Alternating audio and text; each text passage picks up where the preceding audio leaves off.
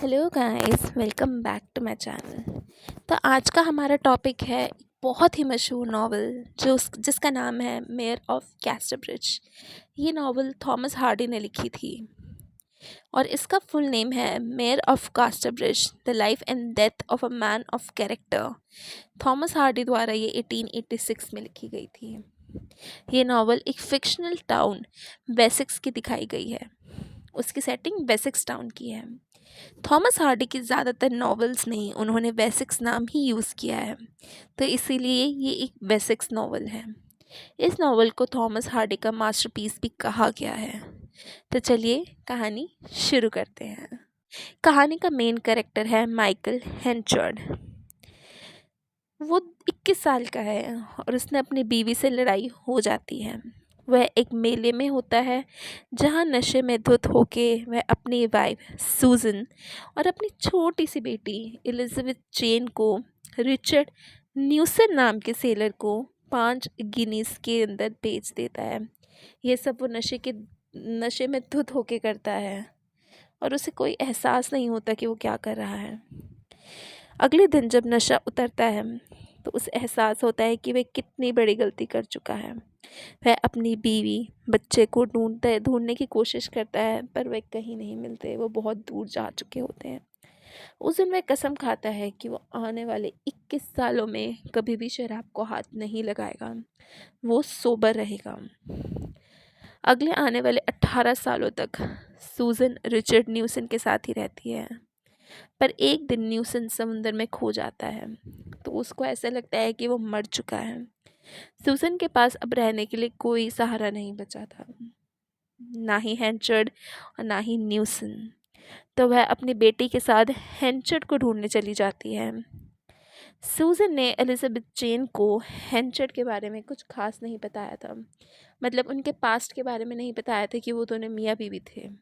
उसने बस बोला था कि वो उसके दूर के रिश्तेदार हैं।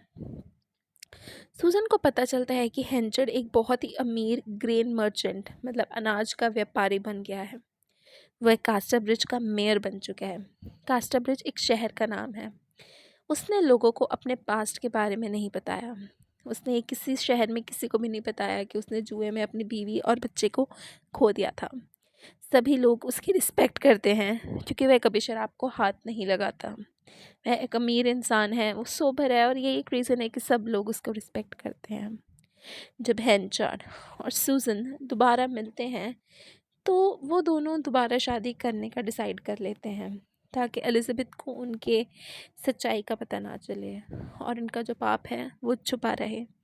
पर सूजन से शादी करने के लिए हेंचर्ड को अपनी एंगेजमेंट ब्रेक करनी पड़ेगी क्योंकि वो ऑलरेडी किसी से एंगेजमेंट था जिसका नाम था ल्यूसिडा टेम्पलमैन।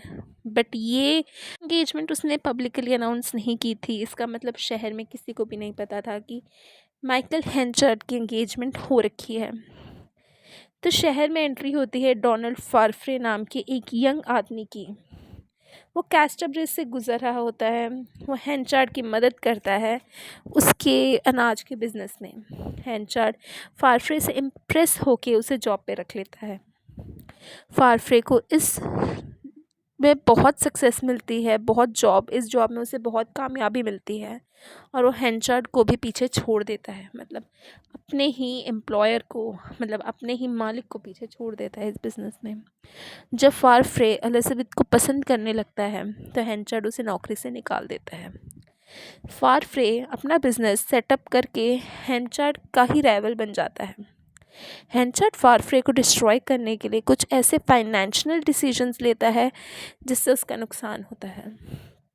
मतलब अपने बिजनेस को तो आगे लेके जा नहीं पाया। हेंचर्ड ने फारफ्रे को बर्बाद करने के लिए जो भी डिसीजंस लिए वो बैकफायर हो गए और वो खुद ही बैंकरप्ट होने की कंडीशन में आ गया। सूजन और हेंचर्ड की शादी के कुछ दिनों बाद ही सूजन बीमार पड़ जाती है और उसकी मौत हो जाती है। वो एक लेटर दे के जाती है जो कि जेन की शादी पर ही खुलना चाहिए, जेन उनकी अपनी बेटी। पर हेंचर्ड पहले ही लेटर खोल देता है।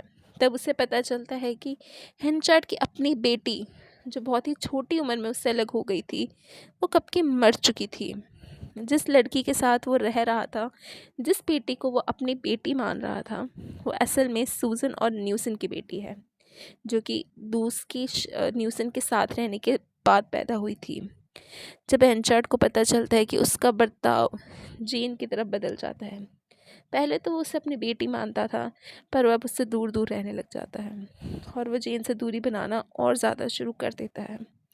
जब ल्यूसेटा को सूजन की डेथ का पता चलता है, ल्यूसेटा जो कि हेंचार्ड की मंगेतर थी, तो वो हेंचार्ड से शादी करने के लिए वापस आ जाती है कैस्टरब्रिज शहर में।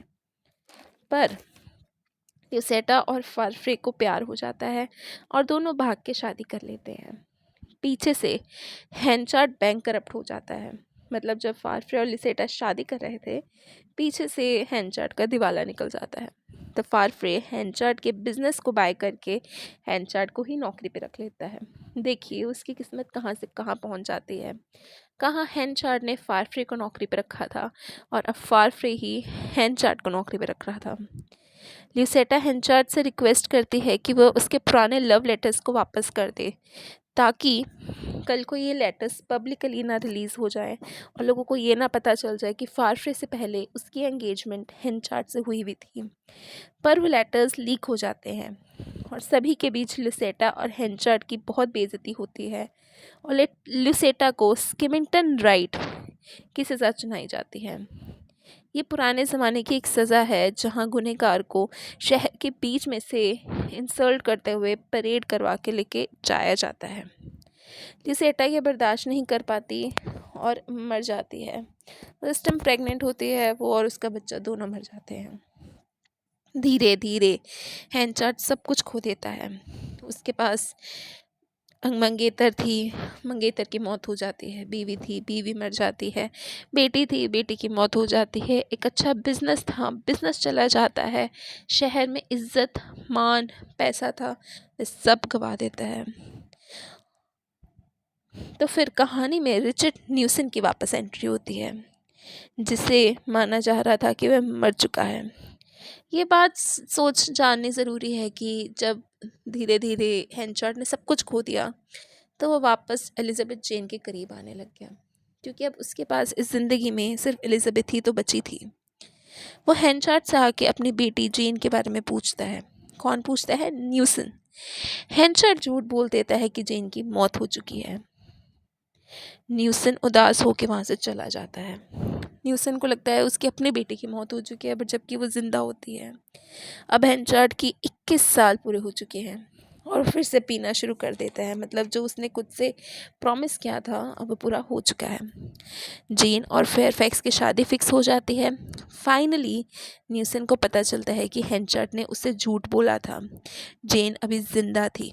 हेंचार्ड वहाँ से गायब हो जाता है ताकि उसे न्यूसन को फेस ना करना पड़े।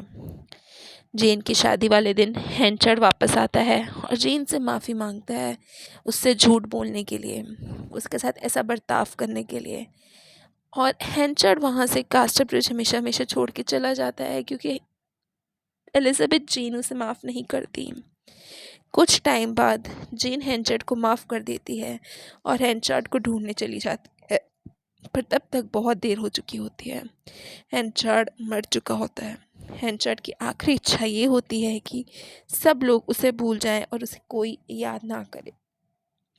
तो इसी के साथ ये कहानी ख़त्म होती है। आई होप आपको ये अच्छी लगी होगी। तो